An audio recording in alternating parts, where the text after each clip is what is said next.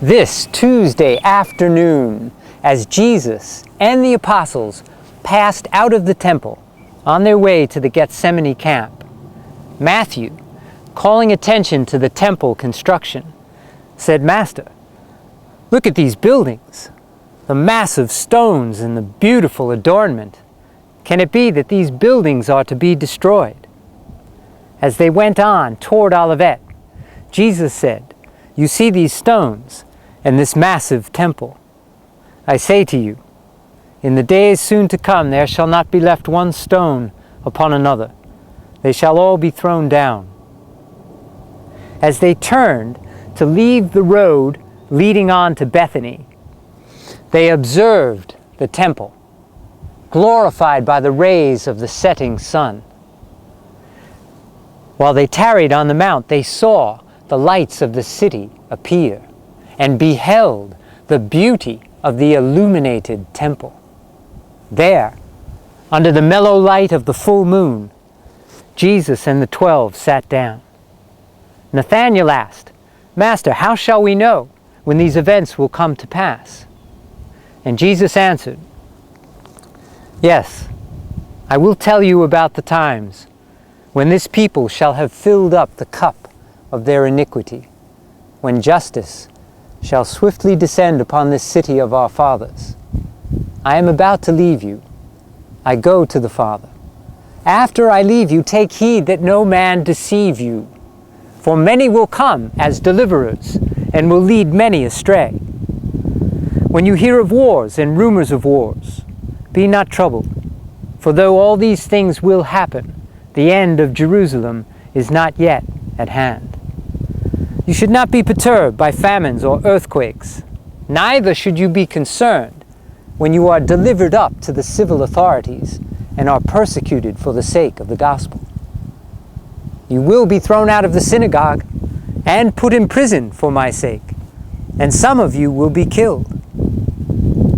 When you are brought up before governors and rulers, it shall be for a testimony of your faith, and to show your steadfastness in the gospel of the kingdom.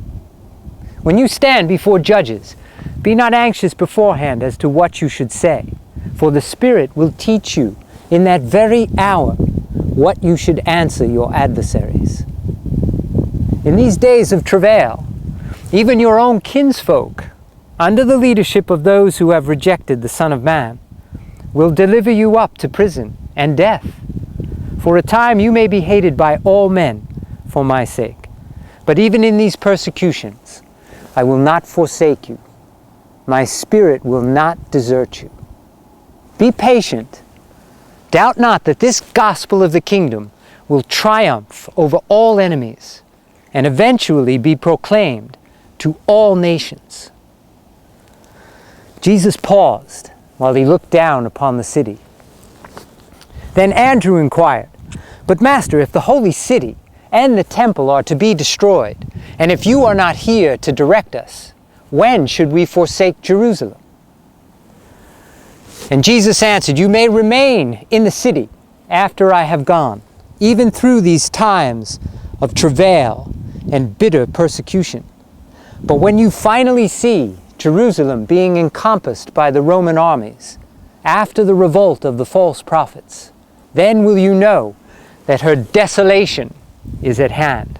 Then must you flee to the mountains. Let none who are in the city and around about tarry to save aught, neither let those who are outside dare to enter therein. There will be great tribulation, for these will be the days of Gentile vengeance. And after you have deserted the city, this disobedient people will fall by the edge of the sword, and be led captive into all nations. So shall Jerusalem be trodden down by the Gentiles. In the meantime, I warn you, be not deceived. If any man comes to you saying, 'Behold, here is the deliverer,' or 'Behold, there is he,' believe it not. For many false teachers will arise, and many will be led astray. But you should not be deceived. For I have told you all this beforehand." The apostles sat in silence in the moonlight for a considerable time while these astounding predictions of the Master sank into their bewildered minds. Then Peter said, "Master, we know that all things will pass away when the new heavens and the new earth appear. But how shall we know when you will return to bring all this about?" When Jesus heard this, he was thoughtful for some time, and then said, "You ever err, since you always try to attach the new teaching to the old. You are determined to misunderstand all my teaching. You insist on interpreting the gospel in accordance with your established beliefs. Nevertheless, I will try to enlighten you. Why do you still look for the Son of Man to sit upon the throne of David and expect that the material dreams of the Jews will be fulfilled? Have I not told you all these years that my kingdom is not of this world? The things you now look down upon are coming to an end, but this will be a new beginning, out of which the gospel of the kingdom will go to all the world, and this salvation will spread to all peoples. And when the kingdom shall have come to its full fruition, be assured that the Father in heaven will not fail to visit you with an enlarged revelation of truth and an enhanced demonstration of righteousness, even as he has already bestowed upon this world him who became the prince of darkness, and then Adam, who was followed by Melchizedek, and in these days the Son of Man. And so will my Father continue to manifest his mercy and show forth his love, even to this dark and evil world. And so also will I, after my Father has invested me with all power and authority, continue to follow your fortunes and to guide in the affairs of the kingdom by the presence of my Spirit, who shall shortly be poured out upon all flesh. Even though I shall thus be present with you in spirit, I also promise that I will sometime return to this world, where I have lived this life in the flesh, and achieved the experience of simultaneously revealing God to man and leading man to God. Very soon must I leave you and take up the work the Father has entrusted to my hands. But be of good courage, for I will sometime return. In the meantime, my Spirit of the truth of a universe shall comfort and guide you. You behold me now in weakness and in the flesh, but when I return, it shall be with power and in the Spirit. The eye of the flesh beholds the Son of Man in the flesh, but only the eye of the Spirit will behold the Son of Man, glorified by the Father, and appearing on earth in his own name. But the times of the reappearing of the Son of Man are known only in the councils of paradise. Not even the angels of heaven know when this will occur. However, you should understand that when this gospel of the kingdom has been proclaimed to all the world for the salvation of all peoples, and when the fullness of the age has come to pass, the Father will send you another dispensational bestowal. Or else, the Son of Man will return to adjudge the age. And now, concerning the travail of Jerusalem, about which I have spoken to you, even this generation will not pass away until my words are fulfilled. But concerning the times of the coming again of the Son of Man, no one in heaven or on earth may presume to speak. But you should be wise regarding the ripening of an age. You should be alert to discern the signs of the times. You know when the fig tree shows its tender branches and puts forth its leaves, that summer is near. Likewise, when the world has passed through the long winter of material mindedness, and you discern the coming of the spiritual springtime of a new dispensation, should you know that the summertime of a new visitation draws near. But what is the significance of this teaching having to do with the coming of the sons of God? Do you not perceive that when each of you is called to lay down his life struggle and pass through the portal of death, that you stand in the immediate presence of judgment and are face to face with the facts of a new dispensation of service in the eternal plan of the infinite Father?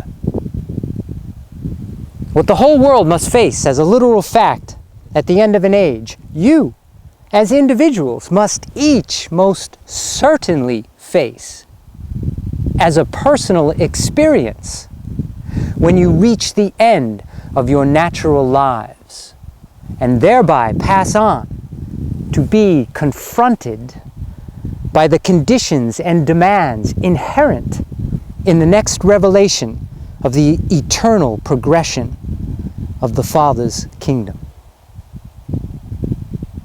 As these 13 men resumed their journey to the camp, they were speechless and under great emotional tension. As they gathered about the campfire, some 20 of them, Thomas asked, "Since you are to return to finish the work of the kingdom, what should be our attitude while you are away on the Father's business?" As Jesus looked them over by the firelight, he answered, "And even you, Thomas, fail to comprehend what I have been saying. Have I not all this time taught you that your connection with the kingdom is spiritual and individual, wholly a matter of personal experience in the Spirit, by the faith realization that you are a son of God?" What more shall I say?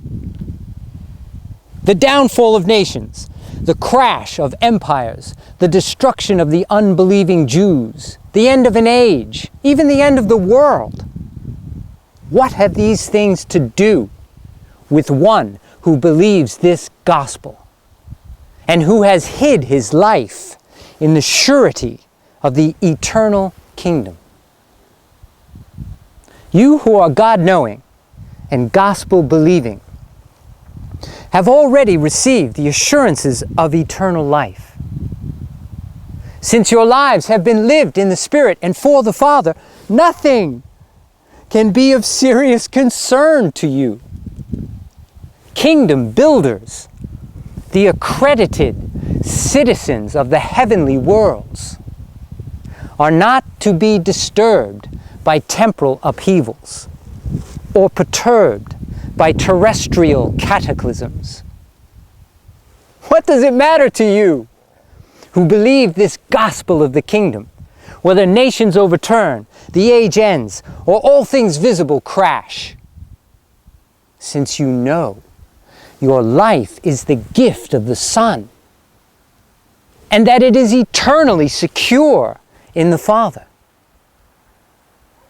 Having lived the temporal life by faith, and having yielded the fruits of the Spirit as the righteousness of loving service for your fellows, you can confidently look forward to the next step in the eternal career with the same survival faith that has carried you through your first and earthly adventure in sonship with God.